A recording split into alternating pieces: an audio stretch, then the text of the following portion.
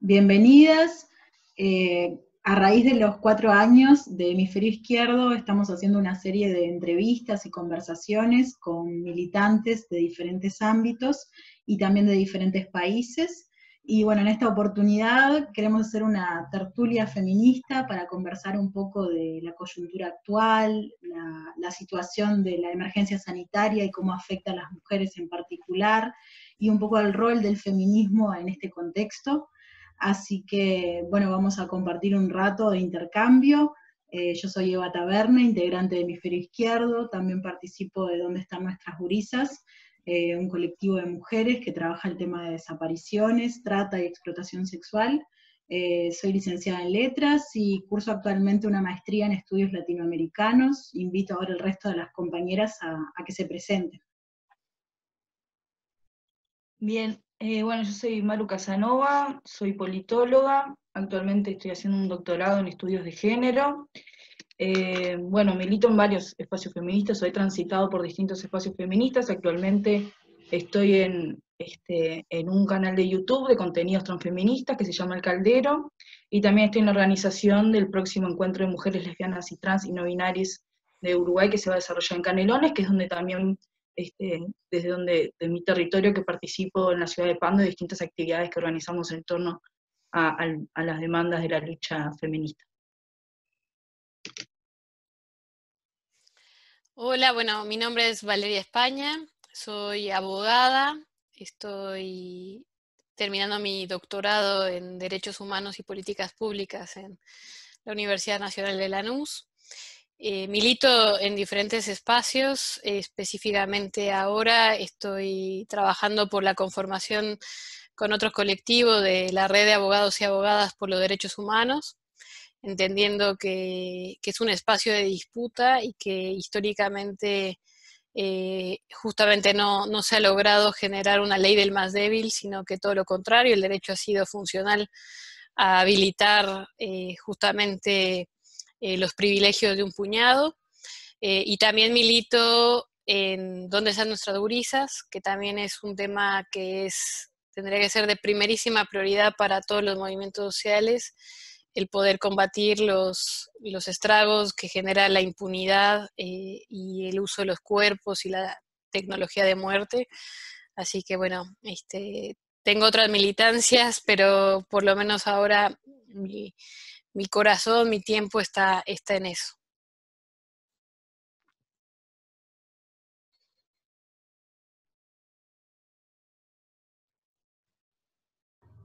Leticia.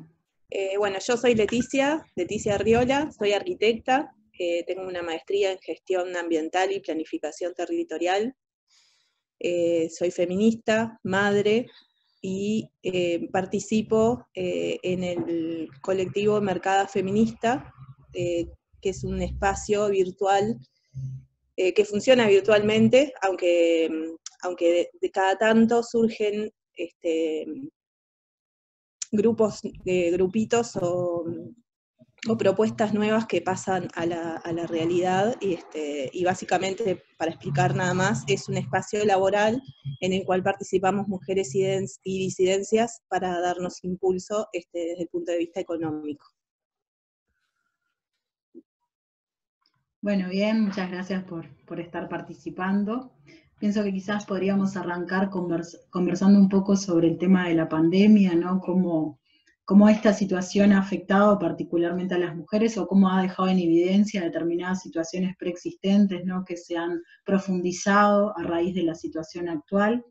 Quizás empiezo puntualizando algo que lo he vivido como más de cerca, que es el tema de cómo esta situación no ha revelado la existencia, ¿no? Y de una población en una situación de mucha vulnerabilidad, que son las mujeres en situación de prostitución, que con Dónde están nuestras gurisas estuvimos trabajando en generar una iniciativa de solidaridad para este momento, y nos hemos encontrado con una realidad bastante cruda, ¿no? Que tiene que ver con compañeras que no tienen ningún ingreso en este momento, algunas que no reciben ninguna prestación del Estado, otras que están viviendo, perdón, junto con sus hijos en los locales donde están en prostitución. una población migrante, ¿no? Que en algunos casos son profesionales que no tienen oportunidades laborales y que explícitamente manifiestan no querer estar en situación de prostitución, pero no tener alternativas en términos de trabajo ni en términos de vivienda, ¿no? Una población que en términos de vivienda se encuentra como hacinada, en pensiones, con unas grandes dificultades en todo sentido, y bueno, y que a su vez esa situación, ¿no? las hace muy vulnerables a las redes de trata y explotación sexual, que a veces se tiene como un poco la idea de que solamente son adolescentes las que puedan ser explotadas sexualmente por estas redes, y esto no es así, ¿no? Vimos ahora como recientemente lo que se llamó la Operación Mississippi, que era el caso de brasileñas que estaban siendo explotadas sexualmente en Maldonado, o el último caso en Guichón, ¿verdad? Que había venezolanas, había cubanas, dominicanas, entonces como que también queda al descubierto toda esta serie de vulneraciones que recaen sobre estas mujeres y que las dejan expuestas y en riesgo frente a estas redes criminales que últimamente algunas han salido a la luz y se ha puesto un poco el tema sobre la mesa. Y por otro lado, las fuertes omisiones del Estado, ¿no? Donde no hay ningún tipo de programa específico destinado a esta población, y que durante la emergencia sanitaria tampoco, ¿verdad?, se ha desarrollado nada que permita la mínima subsistencia y la mínima seguridad de estas mujeres. Entonces, bueno, ese quizás como uno de los puntos menos visibles que suele aparecer cuando hablamos del tema de cómo nos afecta la pandemia, pero por ahí va mi aporte y quizás ustedes tengan otros.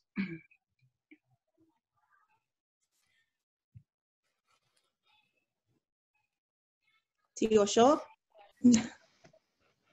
No sé si había un orden, pero bueno. Desde mi espacio, o sea, desde mi profesión más bien,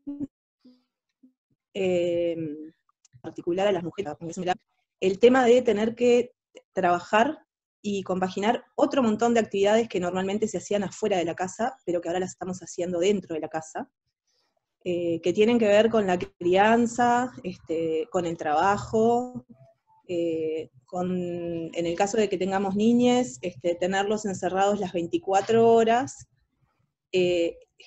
generalmente en la misma habitación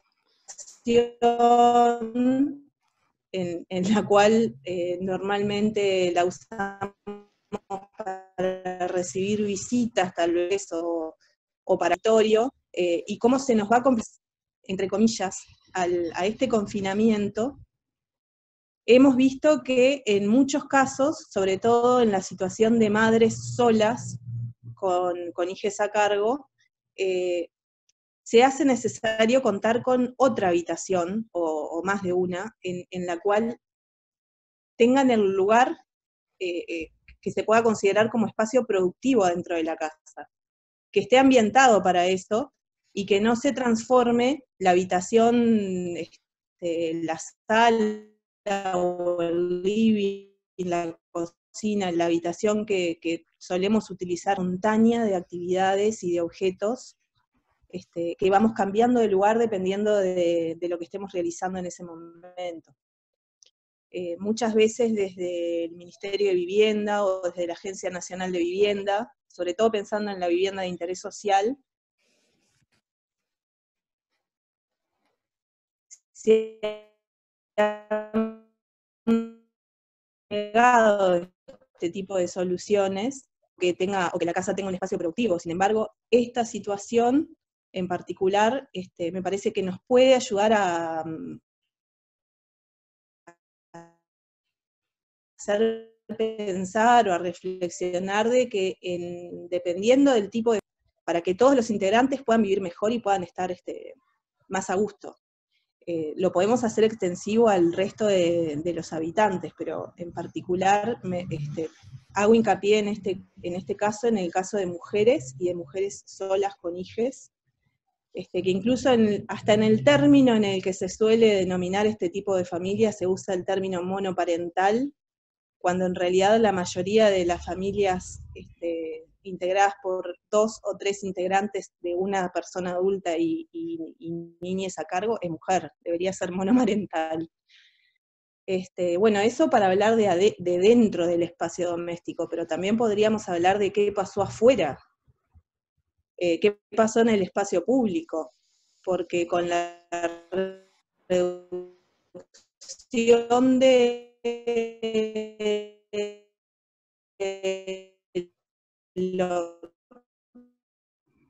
Se te cortó, Leticia, lo último. la frecuencia del transporte público. Lo último que, bueno, estaba hablando de que además del espacio doméstico, también es importante pensar en el espacio urbano, en cómo nos manejamos en el espacio público, y que al principio de la pandemia, sobre todo, cuando se redujeron las frecuencias del transporte público, y cuando se redujo mucho la cantidad de gente en la vía pública, las mujeres que siguieron teniendo que salir a trabajar, se vieron en situaciones de inseguridad, porque si sumamos poca gente, poca frecuencia de transporte, mucha espera para que pase el ómnibus y oscuridad en la noche, las que generalmente salimos desfavorecidas con ese tipo de situaciones somos las mujeres y disidencias. Otra cosa a pensar y a reforzar, y a tratar de que la perspectiva de género esté de ahora en más en todo ámbito.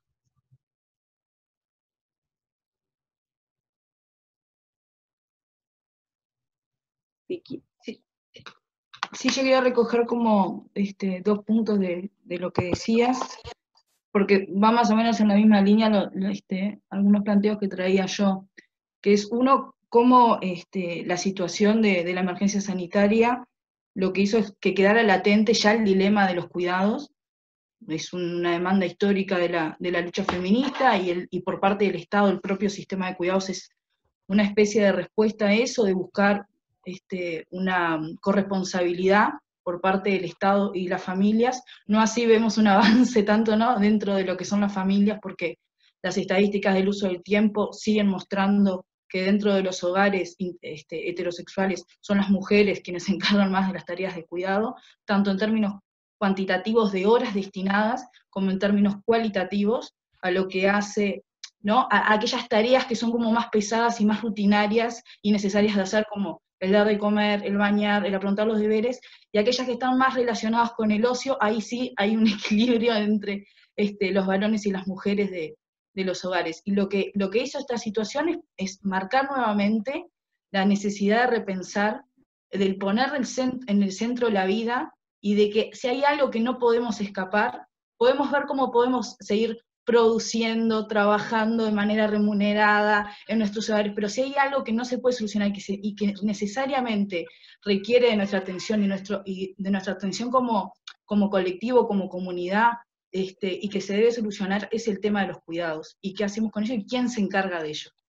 Entonces me parece que esa es una de las líneas. Y luego lo que decías del acoso, me pareció impresionante la primera semana de emergencia sanitaria, que las ciudades estaban vacías, Montevideo estaba vacía, y aquellas mujeres y disidencias que necesariamente teníamos que seguir transitando, porque bueno, o trabajábamos o por cuestiones X, en mi caso yo seguía trabajando, se empieza a notar, y además desde una lógica que ya nos caracteriza de cómo nos damos cuenta de las situaciones a las que nos vemos expuestas, que es comentar con una amiga, otra compañera postea en Facebook, che, qué brava que está ¿no? Como que sentimos cómo se agravó la situación en la calle.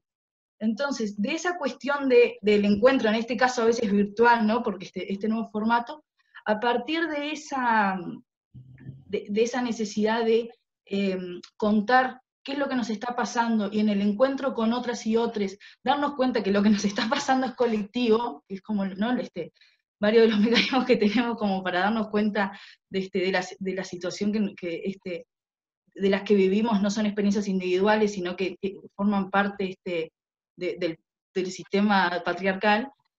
A partir de ahí darnos cuenta de cómo se estaba grabando el espacio público para nosotras y nosotres en esta cuestión del vacío, y cómo nuestros cuerpos seguían siendo, ¿no?, un espacio de disputa, y más en esa situación. Entonces, eso era lo otro. Y con respecto a lo que decía Seba, me parece importante cuando hacías referencia a qué respuesta tenemos del Estado y qué respuesta tenemos en los discursos del gobierno con respecto a lo mismo. Y me parece que acá hay una frase que ya es una consigna feminista, de que nuestras vidas importan, y que tiene que ver qué vidas importan para el gobierno, y qué vidas importan para el Estado, y qué vidas no importan.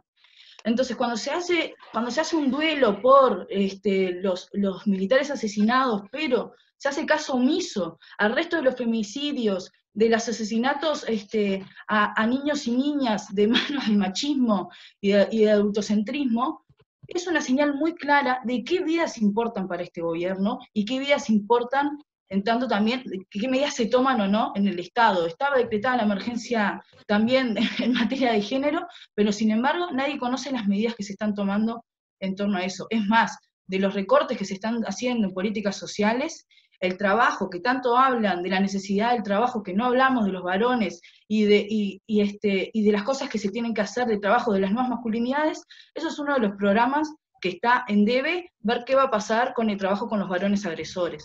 Entonces, hay una señal muy clara de qué vidas importan y qué vidas no importan. Y la vida de las mujeres y las disidencias no están importando para este gobierno.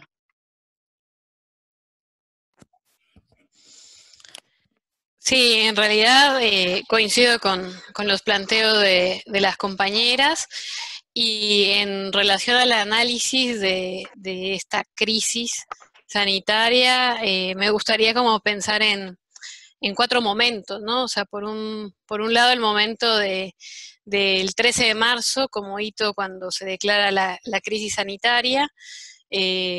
Pocos días antes habíamos participado de un 8M que fue caudaloso, que mostró que el feminismo es una revolución viva, que está presente, que nos hermana transterritorialmente. O sea, creo que ahí el feminismo ha logrado protagonizar justamente los feminismos, ese internacionalismo posible donde desde diferentes territorios logramos plasmar digamos, la manera en la que se ha expresado históricamente el patriarcado, y creo que ahí es una gran fortaleza, y veníamos de ese proceso.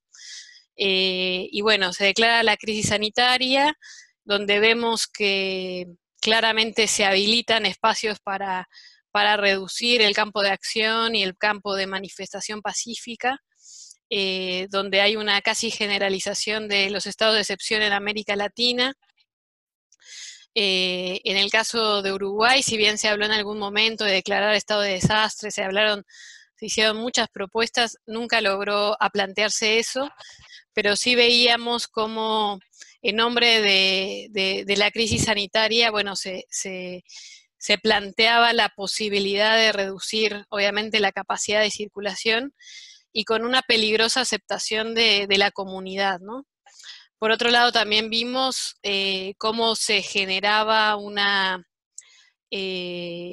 también el control de los medios de comunicación, cómo se expresa, y cómo eso de alguna manera también determina la forma en la que se va construyendo el relato de las urgencias y de las emergencias, un poco en esta línea también que traía Maru, ¿no? De decir, bueno, ¿qué es lo urgente, qué es la emergencia, cómo nos posicionamos, cómo de alguna manera, esto no solo para el caso de Uruguay, ¿no? Lo hemos visto en otros países, que tiene que ver justamente con que muestra una emergencia, pero muestra los otros derechos postergados históricamente de diversas comunidades, de diversas identidades. Y creo que eso, por ejemplo, en el caso también de las personas en situación de calle, y más concretamente, obviamente, las mujeres en situación de calle, es algo que también se visibilizó, que se desnudó crudamente con este hashtag Quédate en casa, ¿no? Que obviamente visibilizaba ese núcleo de privilegiados que podían acceder, digamos, pudimos acceder a quedarnos en casa o a reducir la movilidad, y creo que eso también estaba ahí. Y después otros momentos claves que de alguna manera cada una de nosotras vio en el encierro, pero que yo trataba como de sintetizarlo para como contarle a mi hijo, y escribí algo así como, ¿qué veíamos en la pantalla, ¿no? durante estos meses de encierro? Y era, bueno, el militar devenido en senador que habla del Parlamento, que evoca y justifica las tecnologías de la muerte como la tortura y la desaparición, el ganadero devenido en ministro que habla de abigeato y compara delitos, advirtiendo la escandalosa similitud de cifras entre los crímenes contra mujeres y el robo de ganado. Y veíamos a un hijo de expresidente devenido en presidente que le habla a un pueblo en el que no cree, al tiempo a su vez que asumíamos esta nueva normalidad, entre comillas, donde el teletrabajo también visibiliza otras formas de precarización laboral, donde de vuelta no está el centro de la vida y los cuidados. O sea, creo que ahí la crisis mostró que el tema del cuidado de niñez no es el centro ni de las economías, ni de la atención como lo debería ser. Y creo que, bueno, por otro lado también, en los análisis que ha habido sobre la situación, también se evoca mucho lecciones del ecofeminismo en relación a cómo afirmamos, estamos, digamos, desde diferentes sectores y hemos logrado, o más bien no hemos logrado visibilizar la importancia de afirmar la vida y otras formas de sostener esas bases fundamentales para existir, y sin embargo lo que se sostiene y lo que se predica hoy con cierta legitimidad es todo lo contrario, ¿no? Como lo vemos en la LUC, la mercantilización de los derechos, la privatización de nuestro entorno. Así que, bueno, creo que por lo menos en esos momentos creo que nos queda esto, y nos queda también un peligroso proceso de militarización en el país, que eso se va agravando y que obviamente todo esto dialoga con las otras emergencias que desde el campo popular y más concretamente el feminismo, los feminismos han tratado de visibilizar.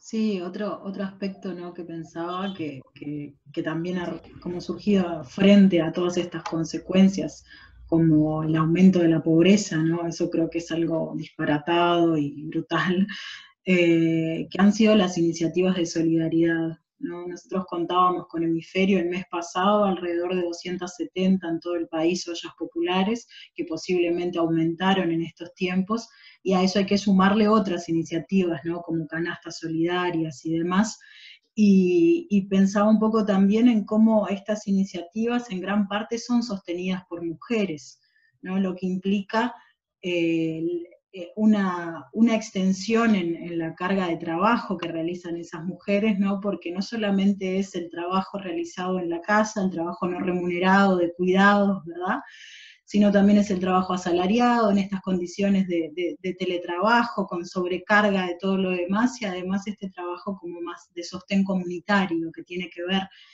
con lo mismo, que es con el sostenimiento de la vida. Pero como también estas tareas de solidaridad que tienen por un lado como lo positivo que es de construir redes, ¿no?, entre militantes, entre vecinos, ¿verdad?, de sectores populares, y fortalecernos como desde un poder desde abajo. Por otro lado, también es una respuesta frente a las faltas, a las omisiones del Estado, ¿no?, que en realidad no está asegurando la subsistencia mínima a la población, y al mismo tiempo la cantidad de ollas que son sostenidas por mujeres implican lo que decía antes, ¿no?, como una sobrecarga, una tarea más que se suma. Y me parece que es importante visualizarlo en ese sentido también. En torno a lo que decía Valeria, ¿no?, pensar que en medio de toda esta situación, con las consecuencias que se han mencionado, ¿no?, la violencia hacia las mujeres parece no ser una prioridad para este gobierno, y a pesar de todo esto, se envía la LUC al Parlamento, se inicia, ¿no?, el proceso de tratamiento de la ley, y la LUC tampoco tiene una perspectiva de género, no hay una visión en ese sentido, y los artículos que se dedican a violencia de género, ¿verdad?, tienen como un enfoque muy reducido a lo punitivista, a lo policial, cuando sabemos que en realidad son problemas muy complejos que requieren como de una mirada y de acciones integrales. Entonces, bueno, quizás está bueno pensar, compartir ahora cómo vemos la ley de urgente consideración y todo este proceso que se está llevando adelante en estos días en relación a cómo nos afecta a nosotros y cómo a nosotras y cómo afecta a la población en general.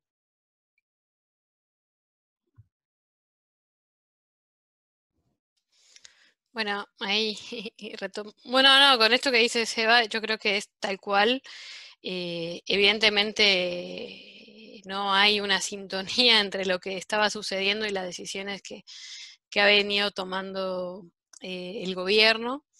Y bueno, insistir en esto, ¿no? O sea, como hay también una disputa en relación a los relatos, en la construcción de relatos. Creo que eso lo podemos ver como una ley que es antidemocrática, que claramente no es popular, que mercantiliza los derechos, es denominada por el presidente como una ley justa, buena y popular, al mismo tiempo que en las diferentes comisiones que hubo en el tratamiento de la LUC se dijo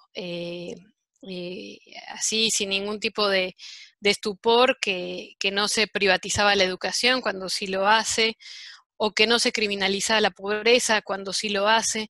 Entonces lo que vemos es eso, ¿no? Esa construcción del relato, de la afirmación de una mentira, y que de alguna manera también se ajusta a otro tipo de mecanismos que obviamente van mucho más allá de la LUC, que la LUC obviamente es establece el marco de reformas estructurales claras de este tipo de gobierno neoliberal e intransigente y autoritario, pero bueno, al mismo tiempo hay otras propuestas, ¿no? Como el proyecto de ley de medios, que de alguna manera también lo que busca es generar un traje a la medida de las grandes corporaciones mediáticas, y también otras propuestas que claramente no están en la LUC, pero que van hermanadas, ¿no?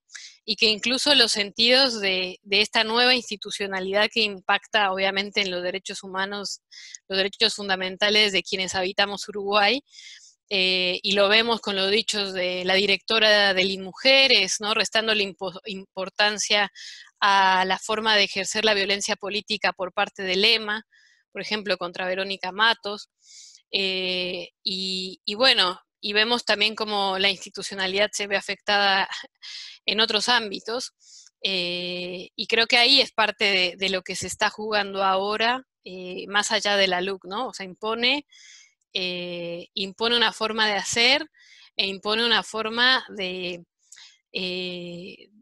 atropellar, digamos, mecanismos institucionales y democráticos clave. Y creo que en ese sentido, ahí en esa disputa de sentidos, los feminismos tenemos el desafío enorme de lograr contrarrestar esos relatos que quieren generar en los feminismos, en las disidencias, el enemigo común, que en otros tiempos fue el comunismo, ¿no? Y que en realidad ahí se va construyendo esta idea de que vamos a atentar contra valores fundamentales de la comunidad, cuando al contrario, cuando nuestra agenda afirma la vida y va en contra de esos procesos de necropolítica que claramente la coalición de derechas defiende y promueve, aunque no sea explícitamente, pero que lo va construyendo poco a poco, y que claramente en eso Uruguay está en riesgo, al igual que otros países de la región hoy lo están viviendo. Tomo la palabra porque voy a enganchar con lo que venía diciendo Valeria, justamente para ejemplificar esta cuestión de la disputa de los sentidos a través del discurso que tiene los medios de comunicación como parte de, además, ¿no?, el poder establecido. Por ejemplo, hace un mes, el diario El País sacó en editorial un artículo donde hacía una comparación de un video de la BBC que daba cuenta del éxito de este gobierno en torno a la emergencia sanitaria, y hacía una comparación de cómo denotaba valores patrióticos y del uruguayo y no sé qué, y en comparación a eso, ponían el video de Vamos a la plaza de Metele, que son pasteles con Colectivo Catalejo. Y entonces decía como, bueno, además de que decía que apelaba a la violencia, ¿no? Porque es una canción sobre la protesta social y de lo que puede llegar a ser el pueblo frente a un retroceso de los derechos, nada más democrático, y que, ¿no? Cuántas ideas democráticas, pero en cambio, en el discurso de la editorial del diario País, porque no está firmado, sino que es de la editorial, hablaban de apología a la violencia, hablaban de un discurso de odio, bueno, etcétera, ¿no? Entonces, cuando hablamos de cómo los discursos son utilizados para ir en contra de la lucha social, hablamos de este tipo de cosas, ¿no? Generar sentidos sobre cómo los objetivos de una canción que tiene totalmente otro sentido. Y esto se relaciona con la LUC, por ejemplo, en todo el lineamiento de criminalización de la protesta. Cuando se habla del sistema de inteligencia, de la prohibición de los piquetes, del retroceso del derecho a la huelga, del agravio a la autoridad, ahí queda súper ambiguo lo que implica o no agravio a la autoridad. Hay un montón de elementos de lo que conforma la LUC, que a mí particularmente me hace acordar a la ley Mordaza en España, que por suerte ya la sacaron, pero que tiene que ver con un retroceso en los derechos de la protesta ciudadana, de la movilización y de lo que puede ser la lucha social. Entonces, y también hay que ir recordando este marco para la lucha social, en consecuencia también con lo que es el retroceso en la baja del salario, lo que está haciendo la flexibilización laboral, la caída del empleo, la lucha por presupuesto, la recorte del gasto público, que ya lo estamos viendo. Entonces, cuando hablamos en términos discursivos, también tiene que ver con la LUC o el presupuesto que se va a votar próximamente. Otra de las cuestiones que quería traer en torno a eso, por ejemplo, pensando en lo de Antel, y que si bien se retiró de la LUC, lo que hacía es la entrega de la infraestructura de Antel a su competencia, sí está viendo de meterse en lo que es la ley de medios. Y a veces hay como algunas cuestiones que no son tan explícitas de vamos a privatizar, no como antes, como en los 90, no el neoliberalismo que entendemos de los 90, vamos a privatizar las empresas públicas, sino que tiene que ver también con algunos discursos que se instalan de estar 2 horas en la televisión, en horario central, hablando del despilfarro de Antel, o despilfarro de las empresas públicas, pensando también en algunas medidas que le sacan competitividad a la empresa y hacen que necesariamente después no funcionen, y ahí sí dan cuenta de ese discurso que ya de antemano decían del no funcionamiento de la empresa pública y de las pérdidas que genera la empresa pública. Hay algunos elementos de los discursos que escuchamos hoy en día que dan señal de ese camino de privatización, que no necesariamente hoy en día salen a decir queremos privatizar las empresas públicas, no porque entienden el recorrido histórico de la lucha social del Uruguay, y el que se haya retirado de la LUC da cuenta de eso, pero sí, de a poquito, dan ciertas señales y generan como una base fértil para ciertas medidas en el futuro, que es, no tenemos que privatizar de una las empresas públicas, sacándole competitividad, ya vamos en ese camino. Acompañado de eso, me parece que hubo un discurso en estos meses de ataque al funcionario o a la funcionaria pública, cuando constantemente se decía, ¿no? Como, bueno, lo que pasa es que el funcionario público, ese es un sueldo que le paga el Estado, entonces, como que fuera un trabajador aparte, una trabajadora aparte del resto de los trabajadores. Y eso va acompañado, y me parece que es importante verlo, con un recorte del gasto público, y por lo tanto también un recorte de funcionariado público. Ya hay un decreto, en marzo sacaron un decreto del recorte que va a implicar un 40 o un 60% el funcionariado público. Entonces, hay algunas cuestiones que hacen el discurso, donde los medios de comunicación se sirven de eso también, porque son los grandes transmisores de ese tipo de discurso, y le dan horario central para estar horas hablando de eso, que acompañan las medidas que este gobierno está impulsando a través de la LUC, a través de la reducción del gasto público, a través de la pérdida de competitividad de nuestras empresas públicas, y que tiene que ver con entender la complejidad de los distintos mecanismos que tienen para el avance de este plan neoliberal.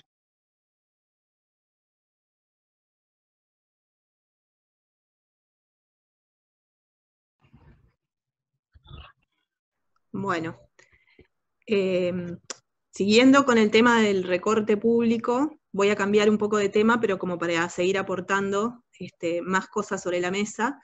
Se me vino a la mente, por ejemplo, el tema del retorno a las escuelas, del posible recorte en cuanto a la alimentación de los niños que van a la escuela pública, el tema mismo de cómo se han manejado las clases virtuales, que evidentemente ahora no todos los niños están al mismo nivel, que tampoco sé si debería importarnos tanto, el tema de no saber poner un pare en la educación, un poco, de no producir por unos meses o por el año entero y volver a retomar el año siguiente, pero bueno, más allá de eso, la preocupación de que no todos los niños, más allá de que tuvieran una tablet del plan Ceibal, se han podido conectar en esta cuarentena, de que no todos, por diferentes motivos, han podido ir a buscar la comida, a veces incluso porque no les quedaba cerca la escuela y no tenían para el boleto, para ir y venir una vez al día, y todo ese porcentaje de población que o por cuidarse o porque realmente se les es imposible para compaginar trabajo y viajes en el transporte público, que además tenía menos frecuencia, y decidió no ir a buscar la comida, ahora se está contabilizando en detrimento del resto, y ya están evaluando de que la calidad de la comida no era buena, de que sería bueno reducir a la cantidad de niños a los que se les da alimento, para así poder darles una comida de mejor calidad, excusas que van poniendo y que en realidad van a perjudicar a muchas familias que tenían asegurada la cantidad de horas que van a la escuela con la comida incluida y la merienda también, ¿no? No es solo el almuerzo. En la escuela, dependiendo del horario, reciben desayuno, almuerzo y merienda. Y bueno, siguiendo después, o retomando más bien el tema de mujeres y la LUC en particular, otras cosas que a mí me resuenan y que si contrasto seguimos perjudicadas es, por un lado, sabemos que aumentaron en un 80%, si no me equivoco, las denuncias al 0800 del MIDES. Por otro lado, nos vamos enterando día a día de lugares o personas, trabajadores y trabajadoras del MIDES que han sido despedidos y que se van reduciendo los centros donde se pueden alojar y demás. Y si después nos vamos a la LUC, vemos que probablemente se vayan a reducir los lugares a donde las mujeres pueden ir a hacer las denuncias, que no está clara la diferenciación de qué tobilleras van a usar, o sea, si realmente van a tener tobilleras especiales las personas denunciadas por violencia de género. Aparentemente, por lo que se entiende, van a ser iguales al del resto de los delitos que usan tobilleras. El tema de bajar la edad o qué se considera abuso sexual o violación, otro tema para pensar. Y al final quedamos como siempre en el hilo, sin saber. La justicia por un lado no nos ampara, la policía en general tampoco nos ayuda. Terminamos siempre nuevamente necesitando tejer redes entre los feminismos para ver de qué manera nos vamos dando una mano para salir de estas situaciones. En particular, hoy me enteré de un caso de violencia doméstica que era generada por un hermano, no por una pareja o expareja, y en el 0800 del MIDES fue la respuesta que le dieron a esta mujer, que no la podían ayudar porque no era violencia de género, pensando en que no era una pareja o expareja, que al ser un familiar no correspondía que llamara ahí, y le cortaron el teléfono. En fin, paso la palabra. Bueno, sí, siguiendo un poco con esto que planteaba Leticia, ¿no? Y lo que ya habían dicho Maru y Valeria, ¿no? Yo creo que actualmente, desde hace algunos años, ¿verdad? Unos pocos años, el feminismo viene teniendo una fuerte presencia en las calles y viene siendo uno de los movimientos sociales más dinámicos. Y creo que hay una serie de medidas que están contempladas dentro de la ley de urgente consideración, que lo que pretenden es limitar, ¿no? la protesta, ¿no? Así como pretenden limitar la huelga, también lo hacen en términos de la protesta social, con esto, como decía Maru, ¿verdad? Que las manifestaciones no pueden impedir el libre tránsito, que si hay manifestaciones donde la gente oculta su identidad, esas pueden ser dispersadas, donde se genera esta figura, ¿no? de agravio a la autoridad policial, que puede ser algo verbal o escrito, lo que cae como ya hasta en el ridículo, ¿no? O sea, no sabes si te vas a entrar en esa categoría por llevar un cartel, ¿no? Digo, que acuse a la policía de algún tipo de corrupción o de connivencia, ¿no? Si pensamos en algunos casos que se relacionan con violencia de género, explotación sexual y demás, por ejemplo. Y al mismo tiempo, ¿no? Como que estas figuras que se crean, ¿no? En torno al desacato, al resistirse al arresto, ¿verdad? Al agravio, lo que hacen es aumentar fuertemente la autoridad de la policía. Y eso sabemos que generalmente trae aparejado mayor violencia, y mayor violencia hacia las mujeres, ¿no? Porque la violencia policial se ejerce de manera diferenciada, se ha ejercido históricamente hacia hombres y mujeres, y posible violación de los derechos humanos, de la libertad de expresión de los manifestantes, lo que es muy peligroso y lo que claramente va a afectar al feminismo y va a afectar a todo el conjunto del movimiento social, pensando en el panorama que se nos viene, ¿no? En un panorama donde claramente la violencia y la miseria va a crecer exponencialmente, ¿no? Y donde se van a dar determinadas luchas, como la lucha por el presupuesto, que mediante esta ley lo que se hace es como silenciarlo, ¿no? Poner trancas para tratar de silenciar la protesta social, y me parece que ese silenciamiento, ¿no? ya viene siendo como, ya de determinada forma ya se viene implementando. Algunos de ustedes mencionaban, ¿no? El tema de los medios de comunicación, y me parece que ahí es claro como algunas manifestaciones que se hicieron, las primeras manifestaciones contra la LUC no tuvieron ninguna repercusión mediática, ¿no? Entonces ya hay una impronta de silenciar lo que hacen los movimientos sociales, entonces no repercute, aparentemente no existe, y me parece que la tendencia como va hacia ese lugar.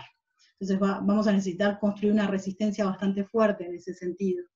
Y por otro lado, pensaba en esto que decía Leticia de las escuelas, pero en términos de los mensajes que nos viene dando este gobierno a las mujeres en particular, y el decreto del 11 de marzo, ¿no? Que lo que hace es como hacer determinados recortes en los cargos vacantes que estaban para este año, o en las renovaciones previstas para este año en determinados servicios, recorta por allí.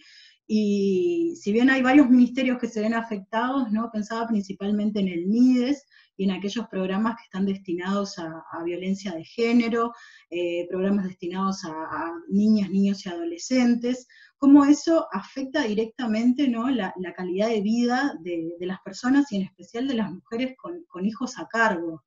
Cómo es una violencia más que se ejerce desde el Estado hacia nosotras, porque como lo veníamos planteando, ¿no? Son mayormente mujeres quienes se encargan de las tareas de cuidado, son mujeres las que reciben violencia de género, ¿verdad? Entonces es un ataque hacia nosotras, hacia nuestras posibilidades de tener tiempo, de estudiar, de trabajar, porque lo que hace es recargarnos de más tareas. Si no tenemos, ¿verdad?, determinados servicios relacionados a los cuidados, o al tiempo libre de niños, niñas y adolescentes, ¿no? Eso lo que hace es que eso sea una tarea más que se transforma en trabajo no remunerado, y que tengamos que abarcar nosotras. y bueno, me parece que es claro el mensaje por ahí, que esto viene de la mano, ¿no? Con esta coalición de derechas viene dando como una serie de mensajes muy en la línea de ser una restauración conservadora, ¿no? Que pone la familia patriarcal como un espacio a recuperar. Y creo que por ahí el sacarnos, ¿no?, estas conquistas, que en gran parte son conquistas del movimiento feminista, también es una manera de devolvernos a ese rol tradicional, ¿verdad?, de madres que realizan la mayor parte del trabajo gratuito.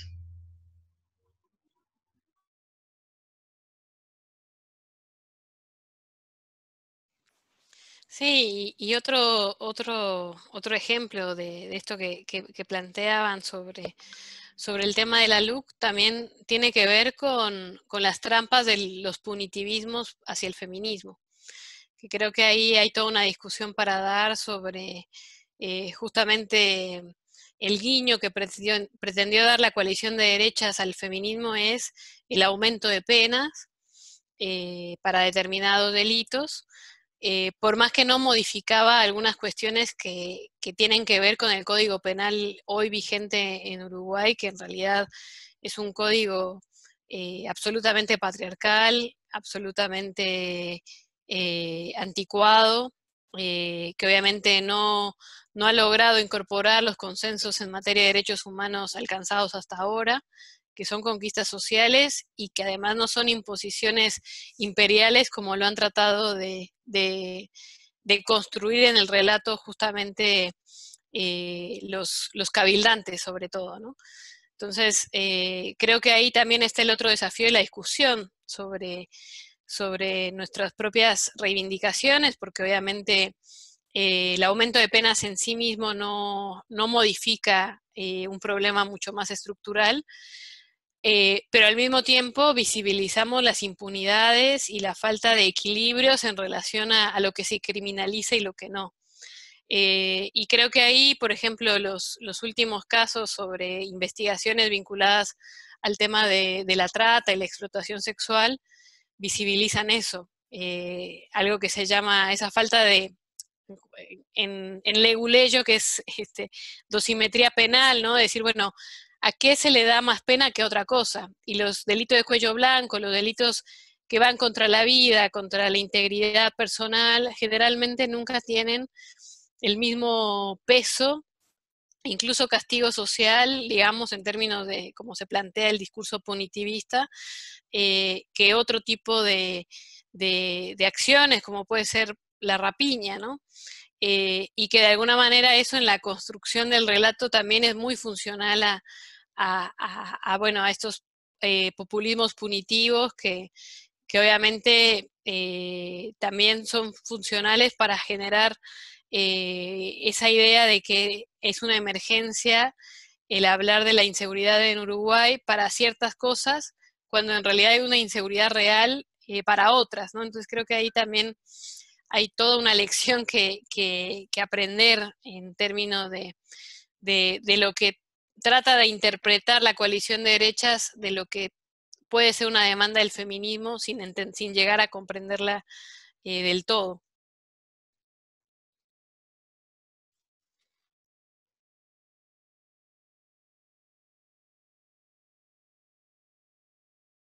Sí, yo en cuanto al tema de la coalición,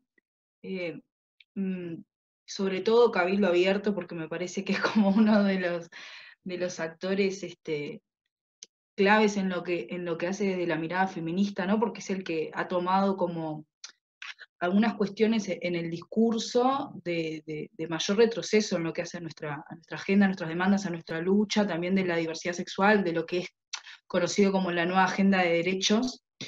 Y a mí me interesa particularmente como esa doble juego que hace y que tiene que ver con las nuevas derechas a nivel global o de gran parte como de Europa, de Estados Unidos, a nivel de América Latina, que tiene que ver con el recuperar el concepto de la categoría de pueblo, ¿no? Cuando vos escuchás a Manini todo el tiempo está hablando de compatriotas, salió a desmarcarse con la suba de las tarifas, con la precarización laboral en el marco de la emergencia. Está haciendo como mucho ruido a la interna de la coalición, está, ¿no?, como todos los análisis políticos apostando hasta cuándo va a sobrevivir esta coalición, digo, ya el desmarque de no ser parte del gabinete ministerial, ¿no?, sino hacer un trabajo parlamentario. Ahora Talvi también se está desmarcando en ese sentido, porque también hay como una cuestión de apuesta electoral, en ese sentido, que no sirve tanto estar tan apegado al gobierno, sino más desde otros frentes para luego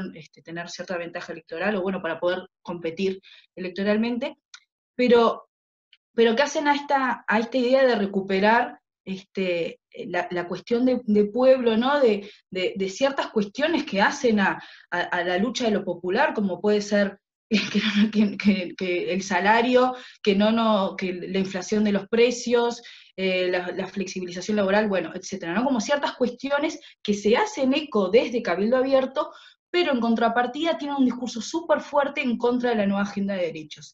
Es como, ¿no? Y también tiene como cierto sentido de contraponer una cosa con la otra, de contraponer la defensa de esos compatriotas con las feministas, con el movimiento de la diversidad.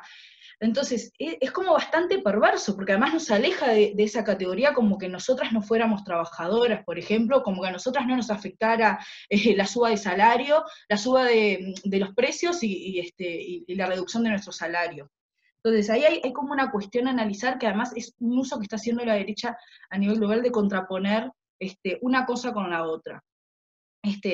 Después había otra cuestión que me parece interesante de esto de cómo las líneas discursivas no son excepcionales, no son solamente en Uruguay, que habla, por ejemplo, una diputada de Cabildo Abierto el otro día, ¿no?, que hacía mención en el Parlamento de las feministas en contra de los hombres, de que ella no se siente representada por el movimiento feminista, de que hemos entendido mal la violencia, ¿no? Bueno, como ciertas conceptualizaciones que hace, que son totalmente semejantes a los movimientos en contra de esta agenda en toda América Latina, y que tienen una raíz común a nivel discursivo. Yo el otro día escuchaba a una parlamentaria en Vox, y era mucho más terrible, pero tenía como ciertas semejanzas. Suelo seguir a ciertas youtubers pro vida, que se quieren llamar, y hacían mención a un mismo tipo de conceptualización del feminismo que me parece increíble. Esta diputada de Cabildo Abierto hablaba de un feminismo de la libertad. Y yo decía, ¿feminismo de la libertad? ¿Dónde lo escuché antes? Y me recordé que una semana antes había escuchado a una youtuber súper famosa en Argentina, porque es pro vida, entonces que supuestamente, ¿no?, les da palo a todas, todas las feministas de la campaña pro aborto legal, y hacía referencia a lo mismo, al feminismo de la libertad, ¿no? Entonces hay como ciertas cuestiones que forman parte de un mismo comando discursivo, de estrategia política comunicacional, que viene, ¿no?, como de ciertos centros de esas ideas. Pensando, ¿no?, el surgimiento de A mis hijos no los tocan en Perú, que luego llega hasta acá, ciertas cuestiones, bueno, de los pentecostales también, ¿no?, a nivel de América Latina, de cómo se inserta, ¿no?, la estrategia de insertarse en el Estado para hacer un retroceso en esta agenda de derechos, pero que tiene que ver con ciertas cuestiones que nosotros capaz que escuchamos a la diputada decir eso, y no es como decía esta semana Esteban Valenti, por ejemplo, que lo escuchaba decir, decía, bueno, lo que dicen los de Cabildo Abierto no tiene tanto que ver con lo que piensa el partido, porque el partido es Manini. Sí, el partido es Manini y es el líder indiscutible del partido, y si bien también hay algunas personas que, porque es un partido nuevo y entró mucha gente y no tienen gente en verdad para meter en ciertos lugares, y que pueda haber como ciertas cuestiones que no hacen a la idea que tienen realmente de la materia que están discutiendo, sí hay otras que sí lo hacen, y que tienen que ver con estrategias más pensadas de qué modelo de familia quieren, qué modelo de mujer quieren, y obviamente las ideas de la diversidad, del movimiento de la diversidad y las ideas del movimiento feminista no tienen nada que ver con eso que están proponiendo. Bueno, me quedo por ahí.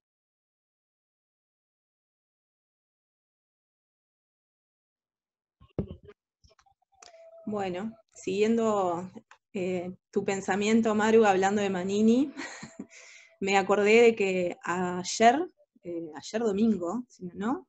Ayer fue domingo y fue el segundo día de la madre, el día que instauraron comercialmente, no sé qué también les habrá ido, pero bueno, fue bastante perturbador leer el saludo de Manini respecto al Día de la Madre, porque justamente en su corto párrafo hablaba ya de ser madre a pesar de las adversidades, ¿no? Eso como que enseguida te lleva a pensar en, nuevamente, lo que vos decías, la familia tradicional, qué tipo de familia pretende, qué quiere decir adversidades, porque a mí se me ocurre que adversidades,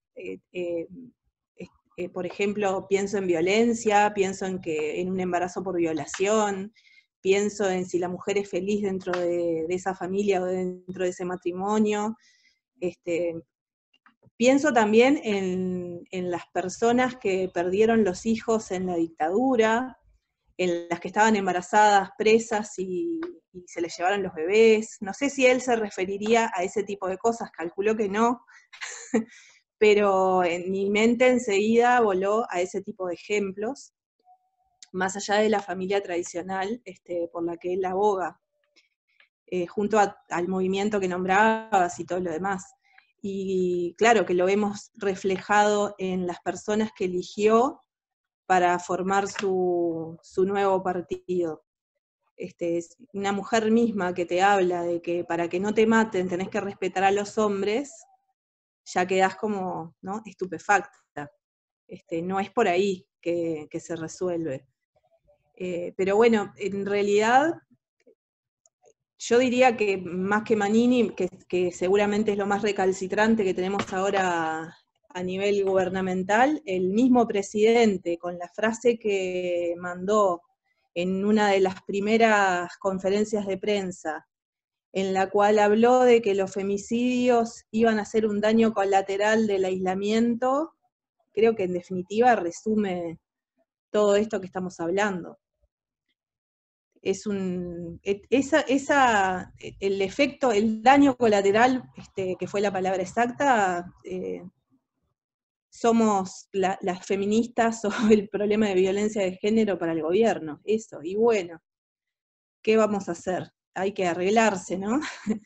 Y vuelvo a lo mismo, yo siento que no vamos a tener amparo de ningún tipo, ni con la LUC, menos, con el gobierno, más allá de que la LUC no sea aprobada, tampoco igual vamos a tener ningún tipo de amparo, no lo teníamos mucho antes, no lo vamos a tener con más razón ahora, y el camino sigue siendo la comunidad, los colectivos, la lucha social, y el seguir apoyándonos entre nosotros. Yo quería agregar algo con respecto a lo que decía de las conferencias de prensa y los mensajes que se da desde presidencia. Lo de la agenda provida, que también cuando se vio apretado con respecto a la temática, bueno, después salió a desmentir un poco, ¿no? Pero sobre todo Beatriz Argimón, que es como que trata de jugar como parte de las mujeres y del feminismo liberal, obviamente, ¿no? Pero como que trata de jugar como esa ficha dentro del gobierno, y que a mí lo que me parecía interesante de analizar en cuanto al postulado que decía de la agenda provida, es como una cuestión que tiene que ver, y vuelvo a lo que hacía mención al principio, que no es tocar la normativa. Acá no están diciendo, vamos a derogar la ley IVE, la ley de interrupción voluntaria del embarazo, o la ley de salud sexual y reproductiva. No se está diciendo eso, pero sí se está dando una señal de voluntad política con respecto a estas políticas públicas, ¿no? Que puede ser la implementación de servicios de salud sexual y reproductiva y de servicios de aborto en el país. Es mucho más fácil y no tiene tanto coste político el no sacar una ley, pero en vez de eso, bueno, no asegurar los servicios en todo el país, poner ciertas trabas en lo que hace la implementación, que ya es difícil acceder al aborto en los términos en que está implementado hoy en día en los servicios, es muy fácil con ciertas cuestiones que hacen a la voluntad política de la disposición de esos servicios, el dificultar el acceso y el ejercicio de derechos de interrumpir tu embarazo. Entonces, me parece que ahí volvemos como a la cuestión de... y en ese sentido como que me parece más inteligente el gobierno, y por eso me preocupa más, que no es, vamos a sacar toda la normativa de avance de derechos, vamos a privatizar todas las empresas. No, tiene como una cuestión mucho más solapada y otros mecanismos para concretar esas ideas que tienen.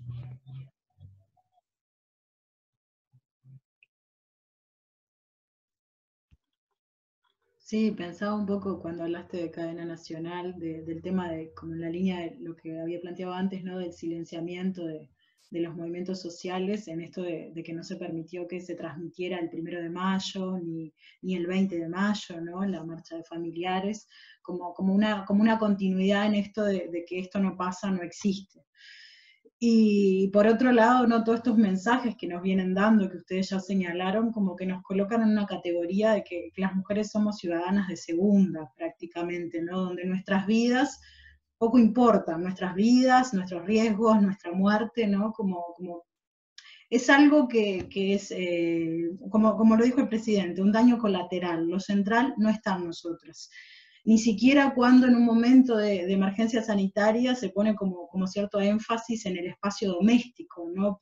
Porque es allí donde se realizan la mayoría de las actividades productivas y reproductivas en este marco que estamos viviendo. Aún así, cuando somos nosotras las que sostenemos eso, nuestras vidas no importan. Y por otro lado, ¿no? Como aquellas que nos organizamos precisamente para demostrar lo contrario, ¿verdad? Y para mostrar todas estas violencias que se ejercen sobre nosotras, somos como construidas, como decía Valeria, como el enemigo, ¿no? Somos como, y como revestidas de cierta monstruosidad, ¿no? Como que somos, no sé si Bianchi, ¿no? Lo decía hace poco, refiriéndose a la falta de higiene de las feministas, ¿no? Comparándonos con animales, como toda esta cuestión de que parece que somos nosotras el peligro, cuando en realidad estamos como colocando estas cuestiones que nos afectan a todas, seamos o no seamos feministas, ¿no? Porque creo que no es por ahí la cosa. Y bueno, en realidad creo que el mensaje es claro, también aparece con esto del silenciamiento a la diputada, ¿no? Cuando ella empieza a plantear estas cuestiones y cómo además esas dinámicas patriarcales se reproducen a nivel del Parlamento, ¿no? Verónica Mato es llamada al silencio, es considerada hiriente, ¿no? Las feministas herimos. Cada vez que reclamamos por derechos, cada vez que colocamos como nuestra opresión, parece que es una ofensa. Entonces creo que el mensaje por ahí es bastante claro. Y en ese sentido creo que es importante pensar cuál sería el rol de los feminismos en este contexto, ¿no? Sabemos que es un movimiento que viene siendo potente, pero al mismo tiempo que viene siendo atacado por un montón de lugares, ¿no? Entonces, ¿qué nos toca hacer a las feministas en este momento? Yo pienso que es algo que es muy importante, es como tratar de construir redes más amplias de mujeres y disidencias, ¿no? Tratar de articular con mujeres en los barrios, tratar de generar un diálogo como sin dogmatismo, con compañeras que quizás no se sientan feministas, pero de todas maneras se sienten afectadas por cuestiones que nos afectan a todas, y poder dialogar como francamente, ¿no? con distintas realidades que nos puedan exceder a las propias, y creo que sería como un camino para construir un movimiento de mujeres y disidencias desde abajo necesario para afrontar todas estas arremetidas, ¿no? que vienen y que van a multiplicarse en estos años. Después pensaba que también es fundamental, y creo que en eso coincidimos todas, ¿no? Como poder asumir todas estas luchas que en apariencia quizás no son directamente contra nosotras, pero cuando las analizamos detalladamente nos afectan profundamente, ¿no? Como puede haber sido la lucha contra la LUC, o lo que va a ser en torno al presupuesto, que el movimiento feminista no siempre como abarca todas estas cuestiones, ¿no? Ahora creo que es súper necesario que sean parte de nuestra agenda. Y pensaba también en la necesidad, ¿no?, de poder establecer puentes. Hay diferentes feminismos, hay diferentes perspectivas, pero creo que es un momento que nos exige como poder encontrar esos acuerdos que nos permitan posicionarnos fuertemente, ¿no?, contra este avance patriarcal, este retroceso, ¿no?, en todos los ámbitos, y también articular con otros movimientos sociales. Me parece que es algo fundamental.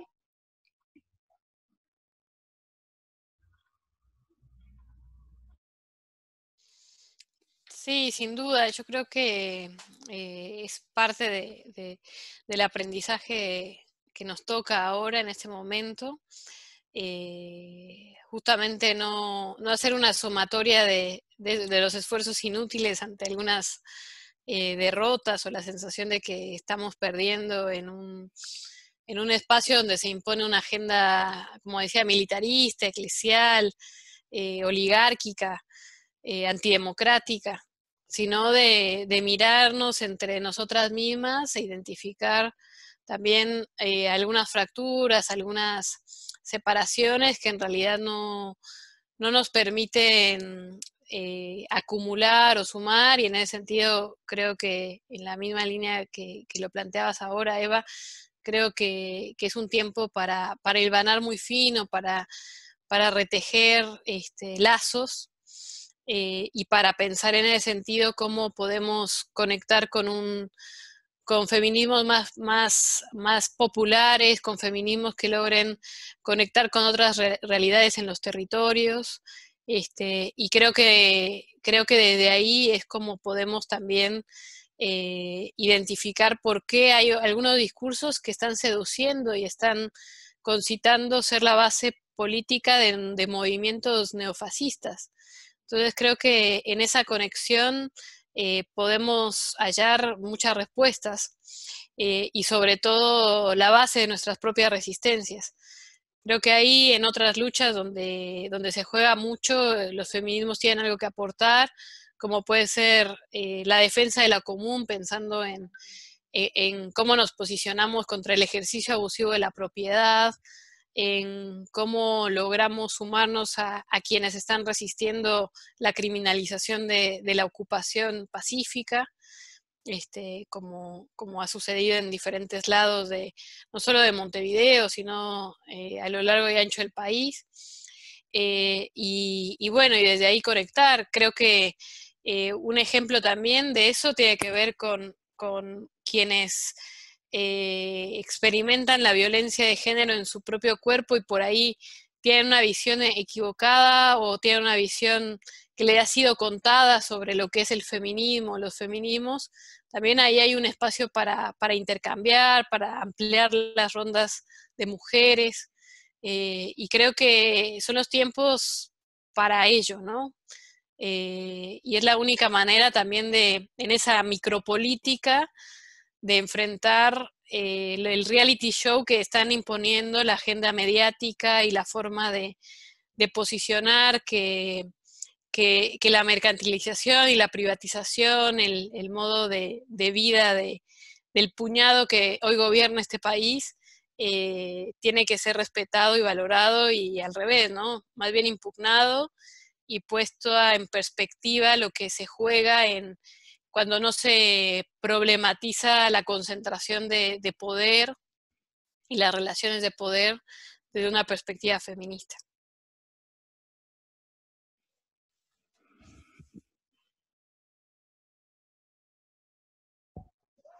Bueno, para ir cerrando y poner tengo un par de ejemplos en mente de cuál me parece o en qué podríamos hacer nosotros como desde los feminismos. Se me vienen dos cosas a la mente. Por un lado, siempre pienso en el tema de la educación. No me refiero a la escuela en este caso, sino a la educación y la crianza, la cultura en general, la sociedad. En cómo como feministas está bueno, sí, hablar de feminismo popular y poder bajar, y que el feminismo se vuelva en una práctica, no solo en discusiones y teoría, y que si en otro momento, por ejemplo, pasa que violan a una nena en Lascano o en cualquier otra parte del país, y la gente sale a reclamar, que entienda que el reclamo tiene que ser no para pedir más seguridad o más represión, sino para pedir seguridad, pero para las mujeres que son violentadas. Y si no cambiamos la forma en la que estamos educando, en cómo criamos a los niños, a los varones, y la confianza que le estamos dando a las niñas, herramientas para que sean más libres, y para que realmente haya equidad e igualdad, vamos a seguir siempre en el mismo círculo de violencia. Y otra cosa que me parece que es importante en este tiempo que se viene para seguir es el tema de la economía solidaria, colectivos feministas, autogestión, apoyarnos, seguir creando redes de este tipo, confiar en nuestras capacidades, escucharnos, cuando necesitamos algo, mirar, o sea, encontrarnos, ¿no? Seguir tejiendo redes por este lado, que es la salida, y que eso se vaya replicando después. Es pasar de la teoría a la práctica en todo sentido. Y la parte de apoyo económico, no para llegar a niveles de consumo como plantea la sociedad capitalista, ¿no? No va por ahí, pero el tema de poder autogestionarnos y confiar en las capacidades de las mujeres y disidencias me parece muy importante.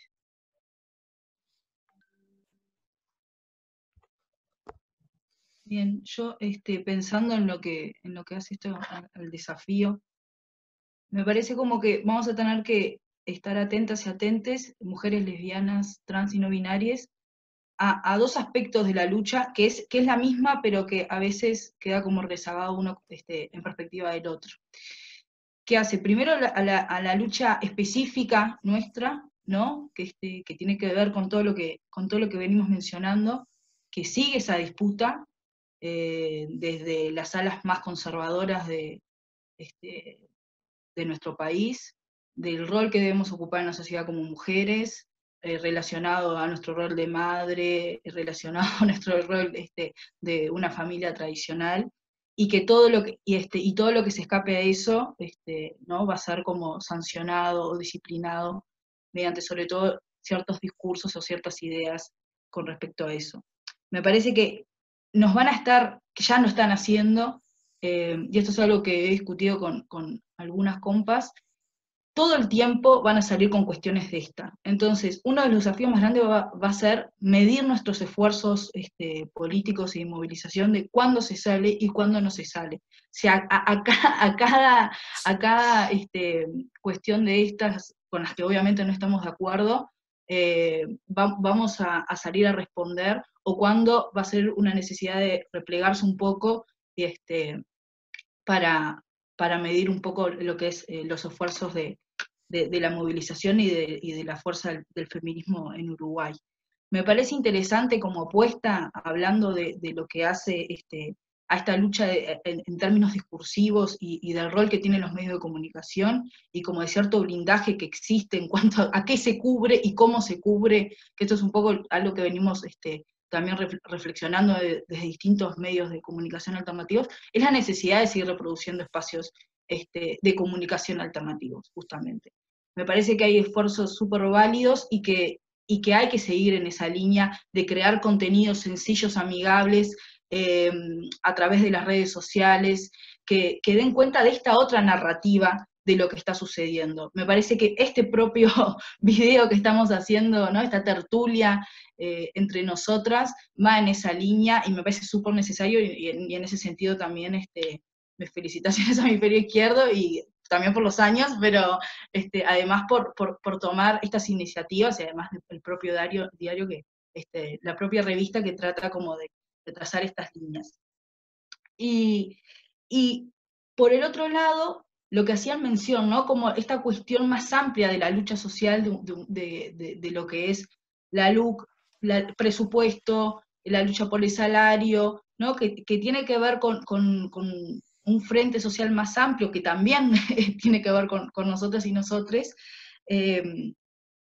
y que requiere de nuestra parte, me parece, como sugerencia, pensando lo que hace al volver al territorio, también al volver o hacer un esfuerzo mayor en los sindicatos, en los centros estudiantiles, ¿no? Como esta cuestión de, yo por lo menos en lo personal estoy haciendo un esfuerzo por volver a los espacios mixtos de militancia, justamente entendiendo la necesidad que tenemos actualmente de volver a la lucha en el sentido más amplio, porque estas cosas nos hacen y nos hacen a varias personas, a varias identidades y al pueblo en general como concepto.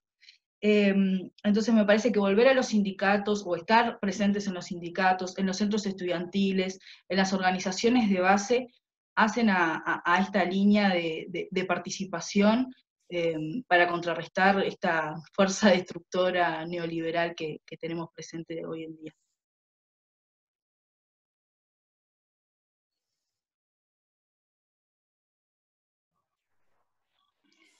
Bueno, yo creo que en línea de lo que decía Valeria, ¿no?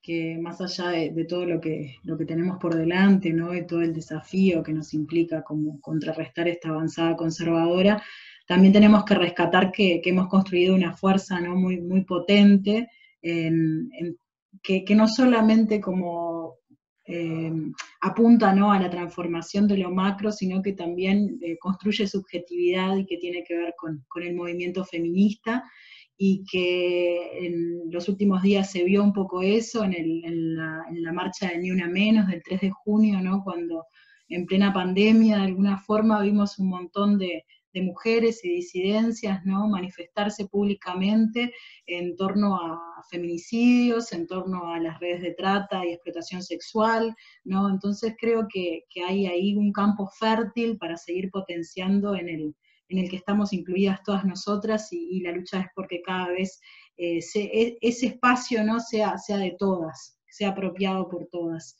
Y bueno, quería agradecerles por haber participado de esta tertulia, y bueno, invitar a todos los que vean este video, ¿no? A seguirnos en las redes sociales a través de Hemisferio Izquierdo. No sé si las compañeras quieren decir algo para terminar, pero bueno, ha sido un placer compartir este momento con ustedes.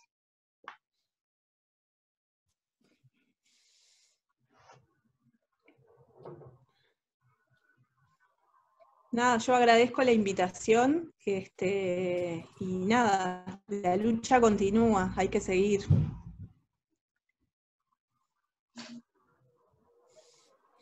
Sí, yo también muchas gracias y bueno, feliz cumpleaños. Y arriba les que luchan. Nos vemos en las calles y en las virtualidades. No, eso también, sumarme al agradecimiento por este espacio, que me parece que es fundamental propiciar este tipo de intercambios. Y bueno, y obviamente un abrazo, de muchos abrazos para todo el colectivo de Hemisferio Izquierdo por estos años y por todos los que vienen, para seguir pensando estratégicamente la izquierda, las izquierdas. Muchas gracias, compas. Un abrazo a todas.